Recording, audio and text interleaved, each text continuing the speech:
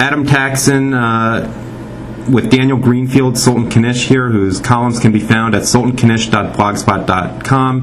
It's May 11th, 2012, and we're talking about his Friday Roundup. The first part is called Profiles in Courage, and there you're talking about Obama on gay marriage or homosexual so-called marriage, whatever you want to call it. Tell us what you mean by a sarcastic profile in courage here, Daniel.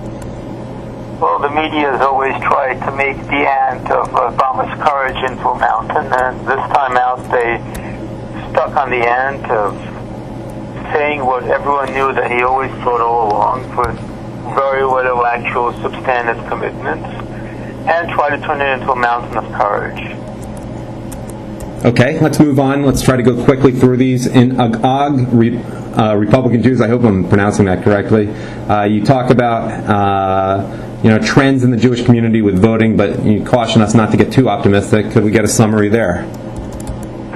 Yes, the whole idea, you have this going around among conservative Jews and Republicans in general, is that there's going to be a watershed moment when there's going to be a major flip in the Jewish vote. Well, that's not completely impossible. There was a significant Jewish shift, for example, under Carter to Reagan. It didn't last because the issue is really demographics. The generations that have died in the war liberal, they're going to have to die, and their children, demographically, their grandchildren are diminishing, and they're going to have to make way for more conservative communities, including Orthodox Jews in general, Russian Jews, Syrian Jews, so on, more recent immigrants, because the American Jewish landscape is still defined by German Jews from the late 19th century, and Russian and Eastern European Jews who came in the late 19th century and all the way to the 1930s and 40s, and those people were very, very effectively programmed by the system to be liberal.